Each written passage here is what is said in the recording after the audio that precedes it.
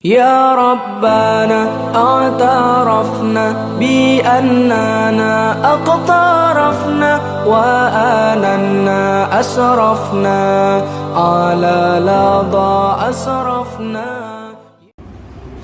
السلام عليكم ورحمة الله وبركاته. بسم الله الرحمن الرحيم.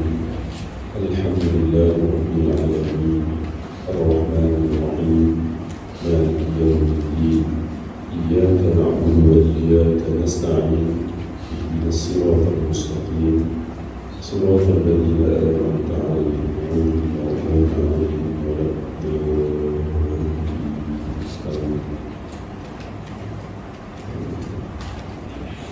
إن الحمد لله نحمده ونستعينه ونستغفره ونعوذ بالله من شرور أنفسنا ومن سيئات أعمالنا. من يهده الله فلا مضل له ومن يضلل فلا هادي له وأشهد أن لا إله إلا الله وحده لا شريك له وأشهد أن محمدا عبده ورسوله. أما بعد فيا عباد الله اتقوا الله وأوصيكم وإياي بتقوى الله فقد فاز المتقون. اللهم صل على محمد وعلى آل محمد كما صليت على إبراهيم وعلى آل إبراهيم وبارك على محمد وعلى آل محمد كما باركت على إبراهيم وعلى آل إبراهيم في العالمين إنك حميد مجيد. Dan mulia yang dimuliakan Tuan Imam Ustaz Faiz, Ngurusi DJK Surau, pegawai, Ustaz-Ustazah Muslimin, Muslimat berbahagia. Alhamdulillah dapat kita bertemu kembali untuk meneruskan untuk memulakan kitab Riyadhus Shalihin, Taman As-Salihin wa Salih yang disusun oleh Imam An-Nawawi. Dan kitab ni Imam Nawawi kebiasaannya dia hanya meletakkan ayat Al-Quran dan hadis, tetapi di sini ada huraian di depan sikit, ada pengajaran dan sebagainya. Yang ini disusun oleh Dr.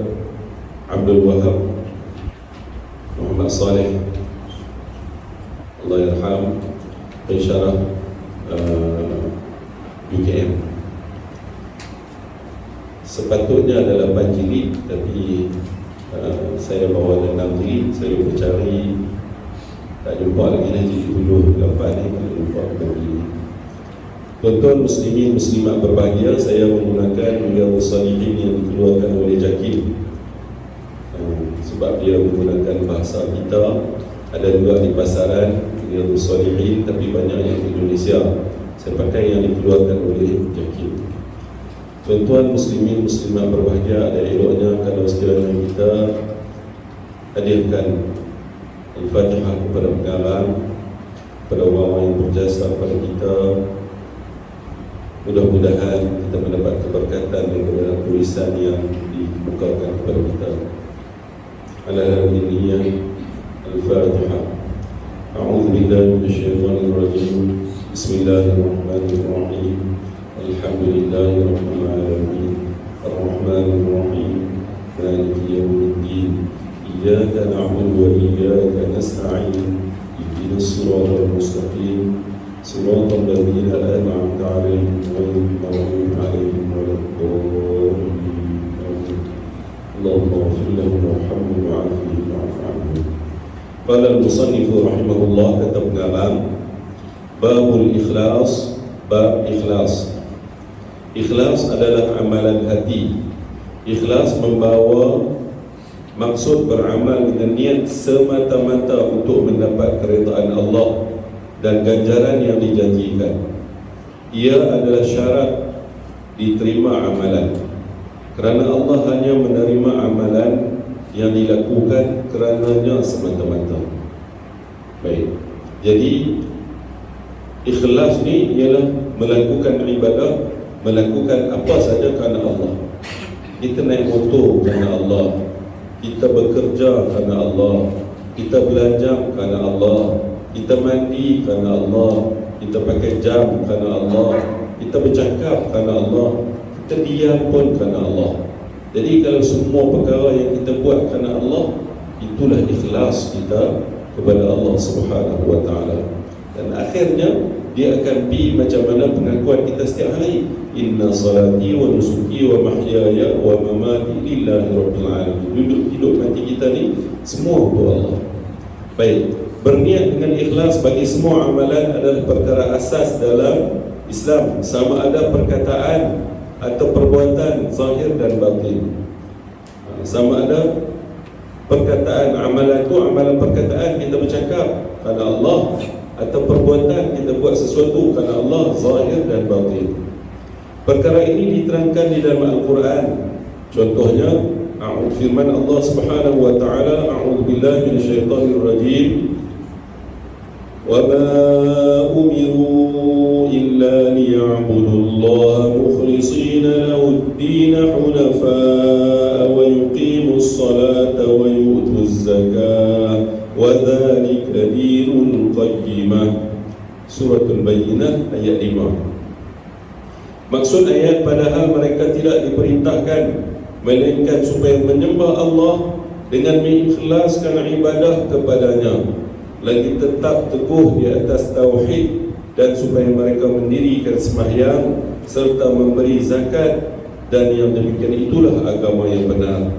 Tuan-tuan muslimin muslimat berbahagia, kita hidup di dunia ni untuk apa? Dalam surah Al-Zariyat selalu orang baca, kita ulang banyak kali, tak apa, wa ma khalaqtul jinna wal insa illa liya'budun. Tidak kujadikan jin dan manusia melainkan untuk menyembahku, kata Allah. Jadi kita sesuai dengan keadaan kita ni, kita adalah hamba kepada Allah.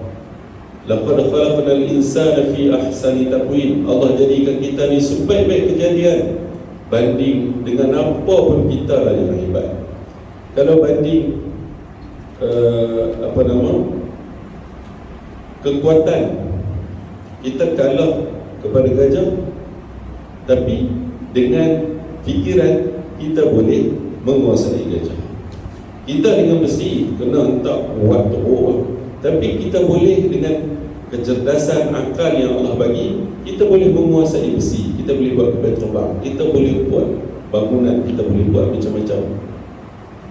Dengan burung terbang dia laju, kita lari tak tahu mana pun, tapi kita boleh kuasai dia dengan menangkap dan sebagainya.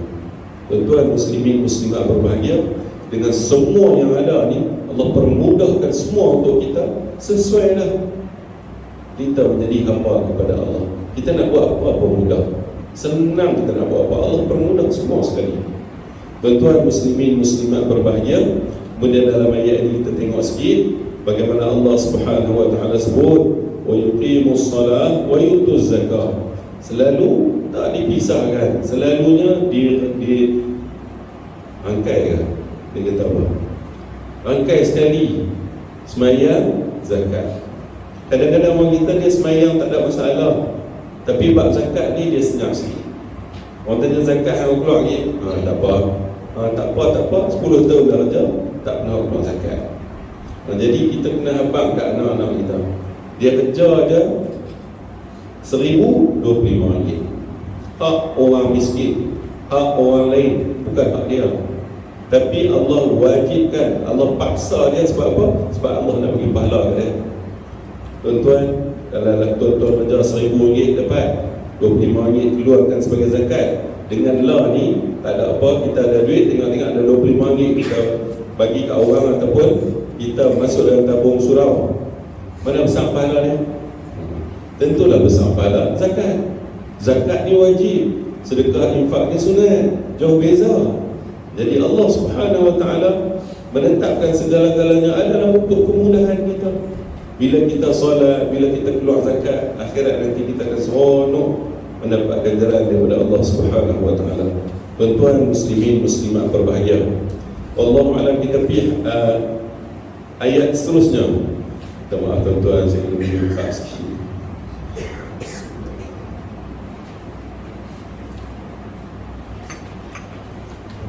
Firman Allah Subhanahu wa ta'ala, la yanalallaha luhumuha wala dima'uha walakin yanaluhu taqwa minkum. Suratul Hajj. Maksud ayat daging dan darah binatang korban atau hadiah itu tidak sekali-kali akan sampai kepada Allah, tetapi yang sampai kepadanya ialah amal yang ikhlas yang berdasarkan takwa daripada kamu. Jadi bila sembelih binatang korban, belum lagi darah tu menitik di bumi, Allah dah terima dah. Allah bukan nak daging korban, Allah bukan nak darah, tapi Allah nak keikhlasan daripada kita yang buat patuh kerana Allah. Bekillah, bekil, impun RM10 ada RM10 boleh tabung. Lepas tu anak bagi ada lebih sikit RM3 boleh tabung. Terus nak sampai bulan Raya Haji, saya kena tengok RM600 nak kena cari lagi RM100. Tanya anak-anak, tak apalah cik bagi kan, cukup. Impun sikit-sikit tu pasal apa? Pasal nak buat korban. Pasal apa nak buat korban? Sebab Allah suruh. Taat pada Allah, buat kerana Allah. Bila kita buat kerana Allah, jauhi benda-benda yang lain. Jangan duduk seronok cerita aku buat korban banyak ni hang tu dia lah, hang tak buat. Yang tu yang tak syok tu. Jadi kita buat kerana Allah, ya kerana Allah, habis untuk buku kita terima di akhirat nanti.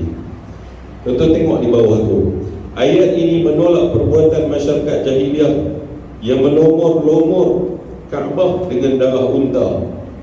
Unta yang mereka korban, darah tu diambil orang jahiliah sebelum kedatangan, sebelum Nabi SAW diangkat jadi Rasul. Mereka ambil darah tu, mereka lomok di Kaabah. Pasal apa? Daripada dulu mereka panggil Kaabah tu pun mereka panggil Baitullah, rumah Allah. Jadi nak bagi sampai ke Allah tu, darah tu mereka lomok. Tuan-tuan, ada banyak benda yang orang jahiliah buat pelik. Daripada Nabi Ibrahim, ibadah haji, ibadah korban dan sebagainya. Tak nak sampai kat Nabi Muhammad ni, mereka buat macam-macam. Zaman jahiliah tu penuh dengan resis. Tu kalimah la ni orang sebut resis. Resis macam mana? Quraisy dia segala-gala. Bukan Quraisy sebenarnya sama-sama Arab. Bukan Quraisy, dia taraf bawah lah. Apa buktinya? Bila mereka nak tawaf, yang pertama, bila mereka nak tawaf, ada orang akan bagi kain baju. Dengan kain baju tu lah mereka tawaf dan sa'i. Orang yang dapat tu siapa? Orang yang dapat tu hanya orang Quraisy. Orang Quraisy saja dapat baju tu, pergilah tawaf dan sa'i pakai baju tu. Hak bukan Quraisy tak dapat. Jadi macam mana? Telanjang. Tawaf dan sa'i dalam keadaan telanjang. Kalau tutup pun tutup sikit, pakai baju tak boleh pakai. Terlalu teruk mereka ni Quraisy. Terlalu mereka ni banggakan sehingga bukan Quraisy pandang sebelah mata kan. Tak boleh. Yang pertama. Yang kedua, mereka ni orang Quraisy ni, mereka bila nak wukuf, nak bergerak pergi ke Mina, wukuf dulu. Wukuf mereka tu wukuf di Muzdalifah. Tentang orang yang bukan Quraisy, wukuf dia di Arafah jauh. Muzdalifah lepas tu nak pergi Mina, nak pergi meletak dekat ya. Jadi mereka sampai teratur mereka buat. Tuan-tuan muslimin muslimat berbahagia, bila mainnya Islam, bila Fathu Makkah tahun 8 Hijrah, tahun 9 Hijrah Sayyidina Abu Bakar jadi ketua haji. Sayyidina Ali, Rasulullah perintahkan 4 benda. Iklankan di Masjidil Haram 4 benda. Yang pertama, tak dibenarkan sama sekali tawaf telanjang. Tawaf telanjang tak boleh lihat. Yang kedua, pihak yang buat perjanjian dengan Islam, okey. Pihak yang tak buat perjanjian dengan Islam dalam tempoh 4 bulan kena keluar daripada Mekah. Yang ketiga, orang mukmin akan dapat masuk syurga. Dan yang keempat, mulai tahun depan orang musyrikin sama sekali tak dibenarkan ibadah haji. Itu diiklan oleh Sayyidina Ali radhiyallahu anhu. Tuan-tuan muslimin muslimat berbahagia, itulah keadaan terlalu teruknya zaman itu. Kalau kita cerita undang-undang yang dipakai lagi banyak sebenarnya. Kalau kata seorang perempuan, suami dia meninggal, maka dia kena duduk dalam bilik, tak boleh keluar, tak boleh mandi, tak boleh kat kuku, tak boleh kat rambut, tak boleh sikat rambut selama 2 tahun. Bila Islam main, keadaan tu teratur sikit, 4 bulan 10 hari. Begitu juga kahwin, tak ada had. Mereka boleh kahwin sebanyak mana mereka mahu. Bila Islam main, dihadkan hanya kepada 4 sahaja. Jadi banyak lagi lah benda-benda yang orang jahil buat. Islam datang hapuskan benda-benda yang black-black itu.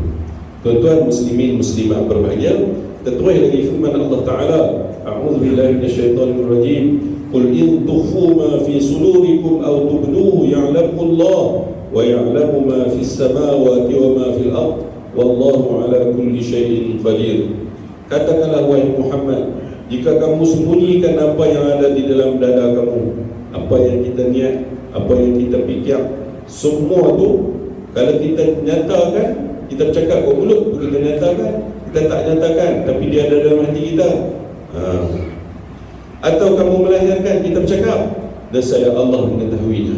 Allah tahu dalam hati tuan-tuan, dalam dada tuan-tuan, dalam dada saya ni, tuan-tuan berfikir apa, Allah tahu. Saya berfikir apa, Allah tahu. Semua Allah Maha mengetahui. Jadi oleh kerana Allah Maha mengetahui, baiklah kita buat semua benda ikhlas kerana Allah.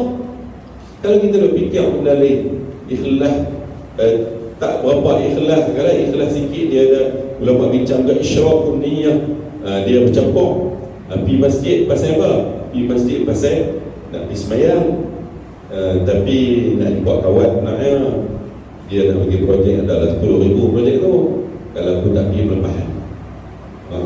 Jadi dia pergi ke masjid tu sebab dia bercampur.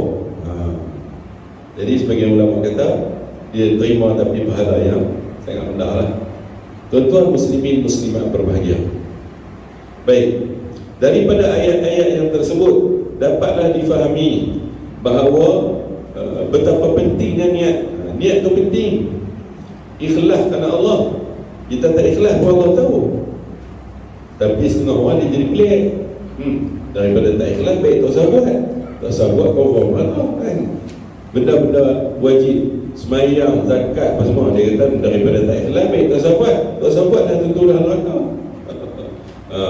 Jadi kena buang benda-benda itu, kena buat dan kena pujuk hati kita niat kerana Allah. Oleh sebab itulah setiap orang dikenaki niat dengan ikhlas dan semua amalan semata-mata kerana Allah Subhanahu wa taala. Kita pergi hadis yang pertama. Hadis ini masyhur, semua orang pernah bisa dengar. Kita ulang balik tak apa.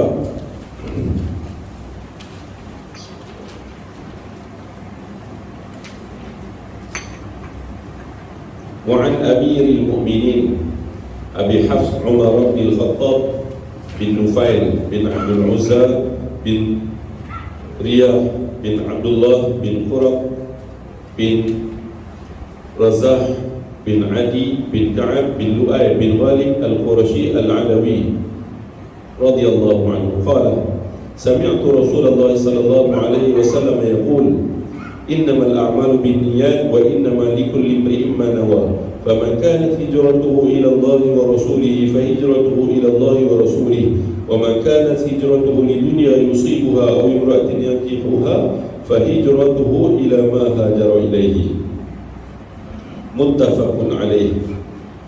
Muttafaqun alaih ni di bawah tu terjemahan dia, tuan-tuan boleh tengok dia tulis riwayat Al-Bukhari dan Muslim. Begini, kitab yang sahih, kitab yang paling sahih, kitab-kitab lain yang sahih ada lagi. Kitab-kitab yang paling sahih bab hadis ni kitab Imam Al-Bukhari, yang kedua kitab Imam Muslim. Jadi hadis ni cek, dalam Sahih Bukhari ada, dalam Sahih Muslim ada, dua-dua ada. Bila dua-dua ada, disebut sebagai muttafaqun alaihi. Maksud hadis daripada Amirul Mukminin Abu Hafs, Amirul Mukminin. Baik, Nabi SAW adalah pemerintah. Dia Nabi, dia ketua negara. Bila Nabi wafat, naik Sayyidina Abu Bakar, lalu dipanggil Khalifatu Rasulillah, pengganti Rasulullah dalam menjalankan urusan pentadbiran. Kemudian bila Sayyidina Abu Bakar meninggal, naik pula Sayyidina Umar, lalu nak dipanggil apa? Sayyidina Abu Bakar dipanggil Khalifatu Rasulillah, pengganti Rasulullah. Kalau nak guna title yang sama, dia kena sebut Rasulullah. Sayyidina Abu Bakar ni pengganti Rasulullah. Kalau next Sayyidina Umar, dia kena sebut pengganti kepada pengganti Rasulullah. Dia kena sebut Khalifati Rasulillah. Panjang payah. Akhirnya Sayyidina Umar dikenali sebagai Amirul Mukminin, ketua umat Islam. Baik. Abu Hafsin, tuan-tuan setakat yang tuan-tuan kenal, Sayyidina Abu Bakar ni dia sangat lembut kan garang? Lembut sangat kan garang? Garang. Terima kasih. Garang. Abu Hafsin ni makna apa ni tuan-tuan? Hafsin ni makna singa. Abu tu bapa, Abu Hafsin tu bapa singa. Punyalah dia ni tegas dan sebagainya, kuat lawan musuh semua. Orang panggil dia Abu Hafsin, bapa singa. Macam dulu Raja Fahad pun singa juga. Raja Fahad singa. Jadi orang Arab ni dia selalu bubuh nama yang hebat-hebatnya tu, nama binatang. Tuan-tuan muslimin muslimat berbahagia, Abu Hurairah kan, bapa anak kucing. Kata Sayyidina Umar, aku mendengar Rasulullah SAW bersabda, hanya sah segala amalan itu dengan berniat, dan sesungguhnya setiap orang akan mendapat sesuatu berdasarkan niatnya. Lagi kita ikhlas, lagilah banyak pahala kita. Tuan-tuan, kalau tuan-tuan ambil wudu kerana Allah Ta'ala, itu orang yang pertama gitu, dapatlah pahala. Orang yang kedua, dia ambil wudu, dia niat kerana Allah Ta'ala. Kemudian, ya Allah, dalam hati dia sambung lagi, ya Allah, aku nak pahala, ya Allah. Basuh muka, basuh dalam hati dia, ya Allah, aku nak pahala. Hebat daripada yang pertama. Mai yang ketiga pula lagi dahsyat. Dia ambil wudu, niat kerana Allah Ta'ala, ya Allah, nak pahala.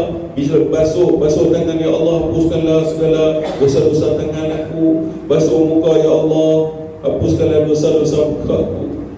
Jadi tuan-tuan, dia boleh bertingkat-tingkat macam tu. Nak pahala.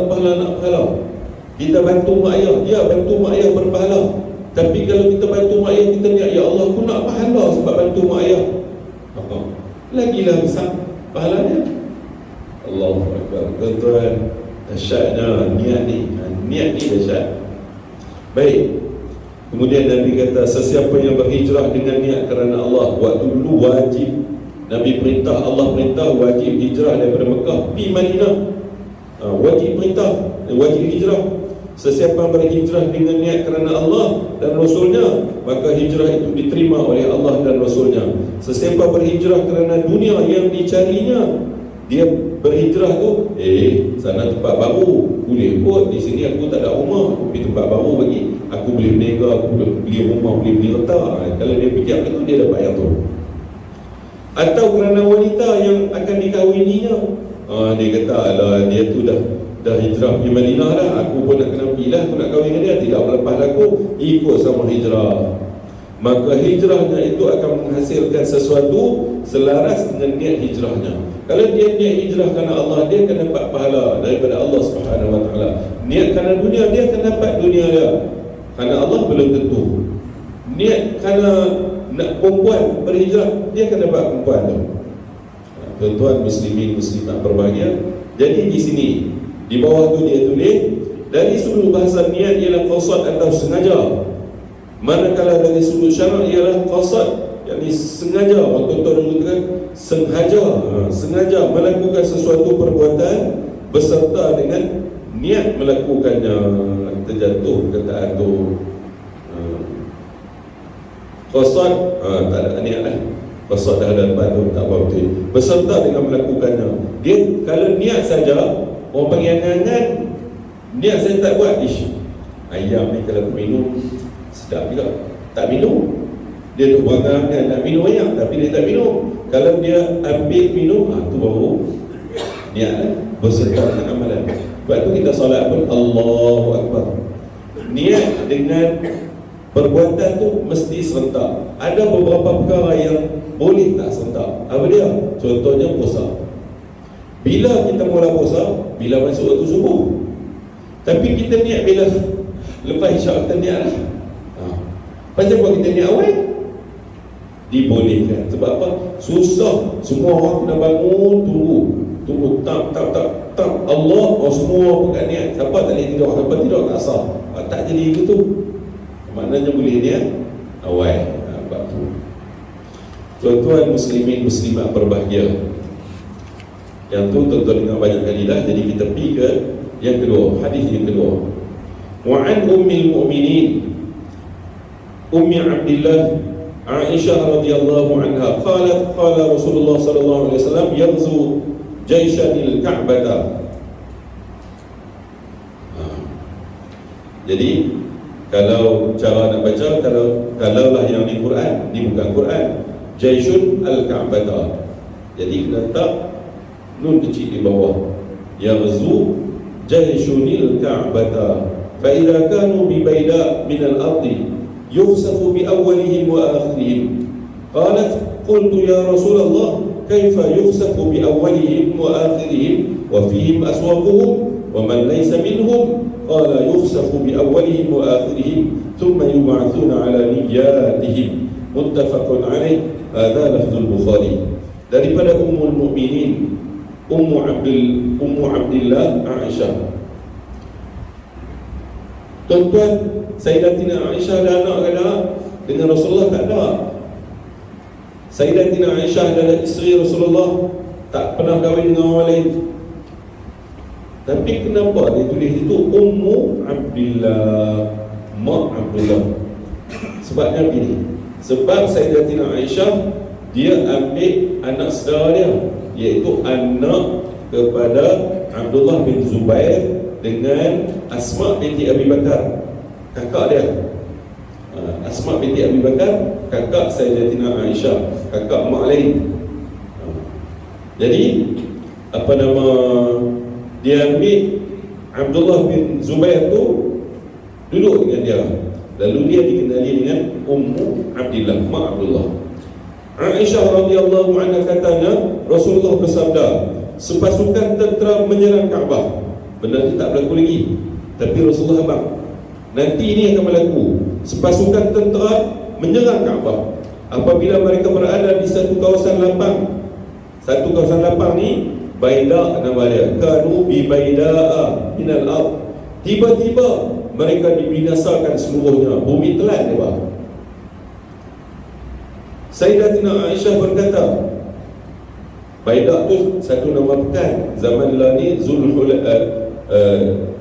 dekat dengan Zulhulaifah lah ni orang panggil bin Ali, Abiar Ali. Kalau tuan-tuan pergi umrah, turun kapal terbang, pergi Madinah dulu, ziarah Madinah, kemudian pakai ihram, hari lain nak tolak ke Mekah, akan turun di satu tempat masjid nama Abiar Ali atau Bir Ali, Abiar Ali, Telaga Ali. Kemudian masuk sembahyang sunat ihram, naik tabah, sebelum jalan tuan-tuan akan minta untuk niat nawaitul umrata wa ahramtu biha lillahi ta'ala. Tempat tu dulu dikenali sebagai Zulhulaifah. Dekat dengan tu lah nama dia Baida. Dekat dengan tu lah tentera ni ditelan oleh bumi. Tentera ni main daripada Syam, daripada Iraq. Baik, Sayyidatina Aisyah berkata, aku bertanya kepada Rasulullah, wahai Rasulullah, mengapa mereka dibinasakan seluruhnya? Padahal di antara mereka ada orang yang berjual beli dan orang yang bukan daripada tentera itu. Jadi Sayyidatina Aisyah kata, sebab Nabi kata tentera ni panjang, Jadi daripada awal sampai hujung sana, depa lalu kot pekan tu, ada orang berniaga, penduduk pekan tu apa semua, lalas sekali semua kena telan. Jadi Sayyidatina Aisyah tanya macam mana ni? Yang tenteranya depa tu, tapi bumi telan semua sekali. Sekali orang berniaga di pasar, orang yang bukan tentera, orang awam, habis bumi telan. Wish, jenuh tu, masuk neraka semua kan berjalan neraka. Depa ni nak pergi serang Kaabah. Rasulullah menjawab, ya, maknanya betul daripada awal sampai habis, sekali orang berniaga, orang apa, semua bumi akan telan. Kemudian mereka dibangkitkan pada hari kiamat menurut niat masing-masing. Itu niat tu. Jadi yang mana yang nak pergi serang Kaabah, memang mereka lah. Yang mana yang tak tahu apa, tiba-tiba berlaku gempa bumi habis, mereka kena telan, mereka tak ada masalah. Polis ligan rompak tu pendengar boom, berlaga dengan kereta lain, matilah pada 8 orang. Rompak 4 orang, dalam kereta tu 4 orang. Adakah hak 4 orang yang kemudian ni pun akan masuk neraka pasal rompak? Tak. Mereka ni lain, hak ni lain. Jadi macam itulah keadaan dia, tuan-tuan. Baik, tuan-tuan, saya cerita sikit. Tentera ni bila? Tentera ni ialah ketika Imam Mahdi dibairahkan. Orang PKP janji setia dengan Imam Mahdi. Waktu tu tentera ni daripada Iraq, mereka bila tahu benda ni, mereka nak dimusnahkan Imam Mahdi. Imam Mahdi ni, waktu tu orang belum percaya, orang tak percaya. Walaupun nama dia Muhammad bin Abdullah, bentuk-bentuk badan dia semua macam Nabi, semua orang tahu, tapi yang betul-betul yakin hanya 313 orang. Dia akan pergi berada dengan depan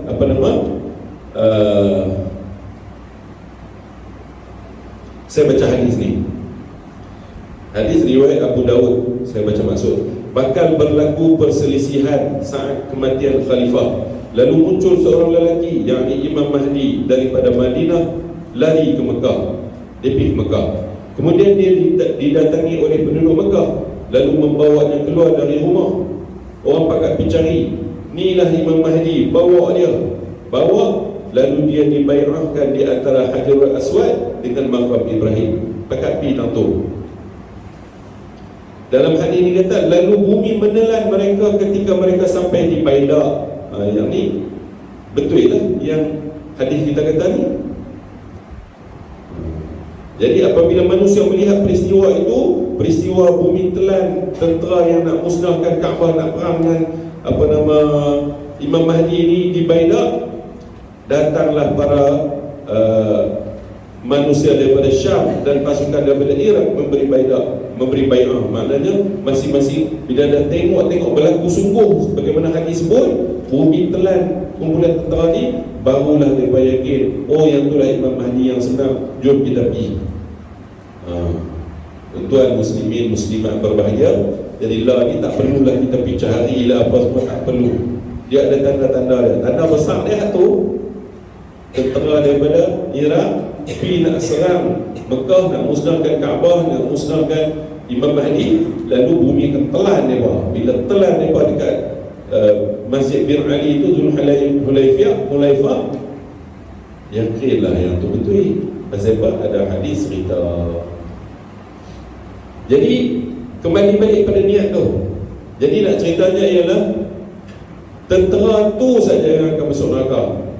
Hak yang bumi telan sekali, peniaga orang kampung dan sebagainya, yang tu akan dibangkitkan berdasarkan niat. Dia pun tak bagi sokongan kepada tentera tu, dia tak ada masalah masuk syurga. Tapi kalau mereka pun bagi sokongan pada tentera tu, inna lillahi wa inna ilaihi raji'un, wal'iyadu billah. Wallahu a'lam. Kemudian hadis seterusnya, wa an Aisyah radhiyallahu anha qalat qala Rasulullah sallallahu alaihi qala an-nabiy sallallahu alaihi wasallam la hijrata ba'da al-fath walakin jihadun wa niyyatun wa idza istunfirtum fanfiru, muttafaqun alaih. Daripada Aisyah radhiyallahu anha katanya, Nabi sallallahu alaihi wasallam bersabda, tiada lagi hijrah sesudah pembukaan kota Mekah. Lah ni kita nak berhijrah ke Madinah, dah lagi dah, tak wajib dah. Tetapi yang tetap ialah jihad atau berjuang dan niat untuk berjihad apabila keadaan memaksa. Jihad untuk menegakkan Islam, untuk lawan dengan orang yang lawan Islam. Siapa yang lawan Islam, kita lawan dia balik. Pasal apa? Kita nak memastikan Islam itu diamalkan, Islam itu terlaksana. Dan apabila dipanggil untuk berjuang dan sebagainya, hendaklah kamu bersiap sedia. Wallahu alam, kita tak tahu zaman kita adakah akan dipanggil untuk jihad fi sabilillah. Wallahu alam. Cumanya jihad kita waktu ini bukan dengan dalam peperangan. Kita tak boleh kata, oh, umur hidup aku tak akan jumpanya jihad perang. Tak boleh kata. Pasal apa? Yaman duk elok-elok, tiba-tiba perang. Syria duk elok-elok, tiba-tiba perang. Sampai hari ini dah lebih 10 tahun dah perang. Susah tuan. Jadi lah ni kita kena jihad lain. Jihad apa? Jihad kita ialah jihad ekonomi. Jihad kita ialah jihad ilmu, bagi ilmu kepada anak-anak umat Islam. Jihad kita ialah jihad politik. Pastikan orang Islam menguasai politik dalam negara. Kalau orang bukan Islam yang pegang politik dalam negara, habislah kita. Tak boleh nak buat apa. Macam mana negara-negara yang berlaku sebelum ni. Sebab tu pentingnya jihad kita adalah untuk memastikan Islam terjaga.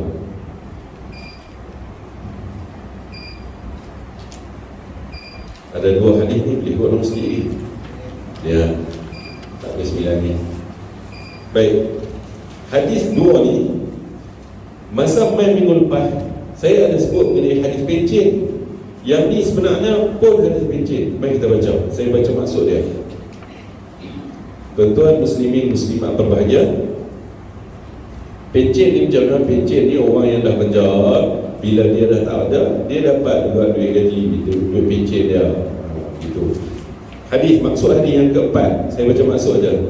Daripada Abu Abdullah Jabir bin Abdullah Al-Ansari radhiyallahu anhu katanya, semasa kami dalam peperangan Tabuk, Nabi ada bersabda, peperangan Tabuk, Nabi pergi lawan dengan Rom, punya jauh.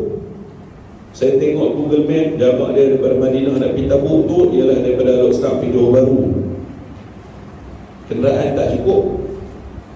Tentera Islam ada 30,000, tentera kufar ada 200,000. Nabi tak mau bertahan di Madinah. Nabi keluar pergi ke sempadan Rom, Syam. Dan naik unta tu kongsi sampai 6 orang. Kau ni naik sat, penat turun, kau ni naik pula, penat turun naik. Ya Allah, bayang daripada Al-Aqsa jalan kaki sampai Johor Bahru. Semangatnya Islam waktu tu. Kita sembahyang lama sikit, apa hantar imam negeri hang jangan duk lama sangat berdiri, aku tak larat. Nabi sehinggalah Nabi wafat umur 69 tahun, 63 tahun. Tapi kuat Nabi. Tak tahulah macam mana Nabi jaga kesihatan. Okey, baik. Sesungguhnya Nabi kata balik daripada Madinah tu, balik daripada peperangan Tabuk tu, Nabi kata sesungguhnya di Madinah ada beberapa orang sahabat yang tak dapat menyertai peperangan kerana sakit. Mereka tak main ikut perang ni kerana sakit. Kemana kamu berjalan dan lembah mana sahaja, naik bukit, turun bukit, naik bukit, turun bukit ni, yang tak boleh main tu, yang sakit tu duduk di Madinah. Mana sahaja kamu harungi, mereka tetap bersama dengan kamu. Menurut satu riwayat yang lain, mereka tetap berkongsi pahala bersama-sama dengan kamu. Pasal apa duduk di Madinah tak pi perang pun dapat pahala? Sebab mereka memang nak pi, tapi uzur, tapi mereka sakit, lalu tak boleh pi. Hadis yang sama, hadis yang terakhir ni juga maksud dia dan diriwayatkan oleh Al-Bukhari, hadis yang kelima. Daripada Anas radhiyallahu anhu katanya, semasa kami kembali daripada peperangan Tabuk bersama-sama dengan Nabi sallallahu alaihi wasallam, tiba-tiba Nabi bersabda, sesungguhnya di Madinah ada beberapa orang sahabat yang terhalang daripada menyertai peperangan, tak boleh nak pergi perang kerana sakit. Di mana sahaja kamu lalui, berjalan ke hulu atau ke lembah, mereka tetap bersama dengan kita. di lirik atau di lembah, yang ini tetap dapat pahala. Baik, kita nak kaitkan dengan kita. Macam mana cara kita nak dapat pahala, nak dapat pencen di jannah, pahala pencen? Kita istiqamah dalam satu-satu ibadah. Suatu ketika bila kita tak larat, tetap akan dapat pahala. Tuan-tuan duk main semayang maghrib, main semayang isyak, semayang lain pun tetap pergi masjid lain pasal kerja, tetap main. Tiba-tiba demam seminggu, habislah aku sedih lah, tak boleh lah nak pergi ke surau semayang jemaah. Tuan-tuan tetap ada pahala semayang berjemaah walaupun tak main. Pasal tak mau main kan, bukan nak main tapi terhalang sakit. Kami tiap-tiap hari, contoh yang kedua, tiap-tiap hari tuan-tuan duk baca lah, baca Quran dengan isteri. Masing-masing balik-balik subuh tu baca Quran. Selain rolek, barulah pergi beli ikan, pergi beli lauk, dimakan di pasar dan sebagainya. Tempat tuan-tuan cukup syok, pasar dekat syok. Jadi pergi tu, lepas tu anak balik, mak jom kita pergi rumah saya. Pergi rumah dia pula di Kuala Lumpur seminggu. Nak sampai tu 2-3 hari, singgah sana singgah sini. Quran hak kita nak baca lepas subuh dah tak boleh nak baca dah. Tak ada apalah kan, tetap ada. Pasal apa? Pasal kita nak buat harian. Kita tak boleh buat sebab kita musafir. Tak ada apa.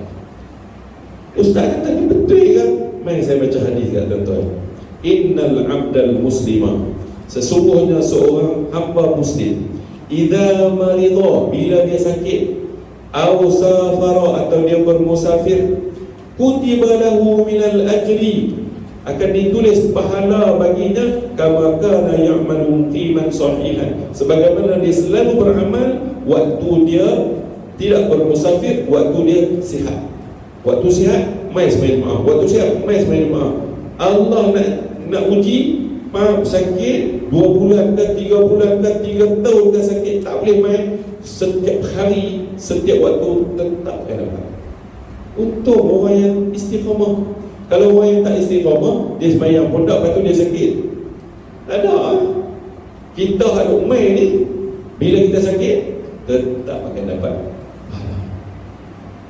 Contoh yang lain lagi, tuan-tuan memang main ke surau ni, memang bawa sekupang pun temu, bawa sekupang pun temu. Hari tu orang azan ni cari sekupang tak ada, main juga dapat juga pahala.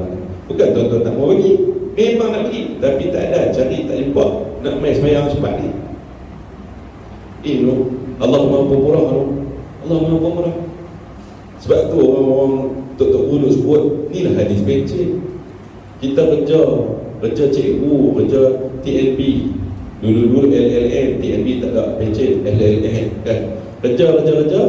Lepas tu pencen sampai muat 55 pencen. Tak pergi kerja lah, tapi duk dapat duit, duk masuk duit dalam account.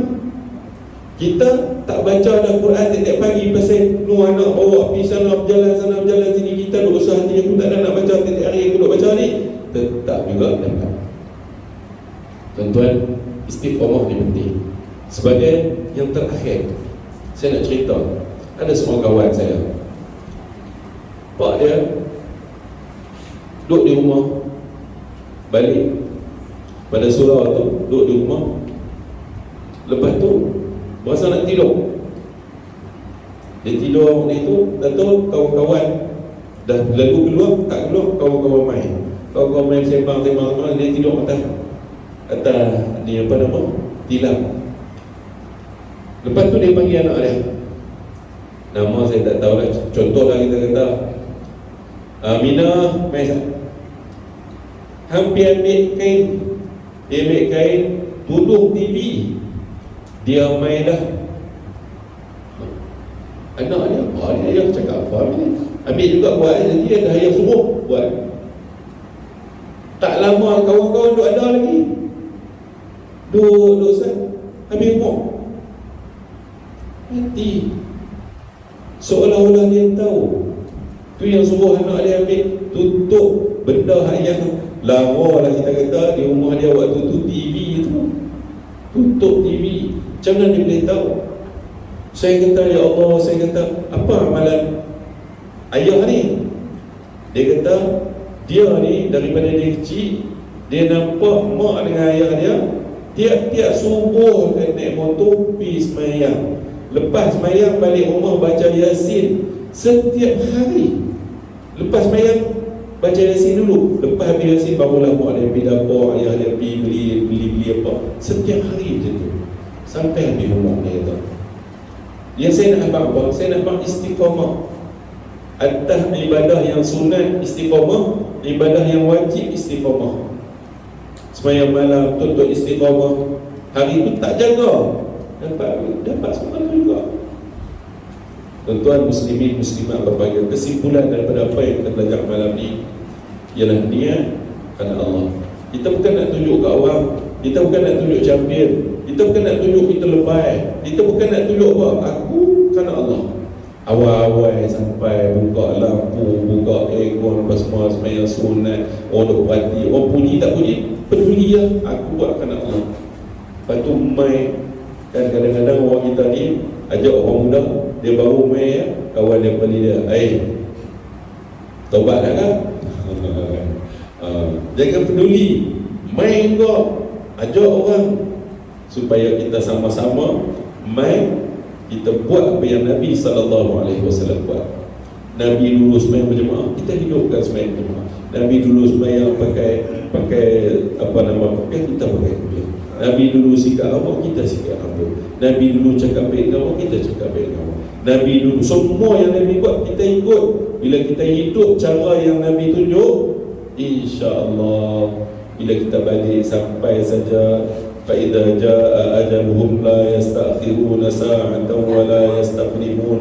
Bila sampai ajal, tak akan dipercepatkan, tak akan dilewatkan, tepat masa berlaku.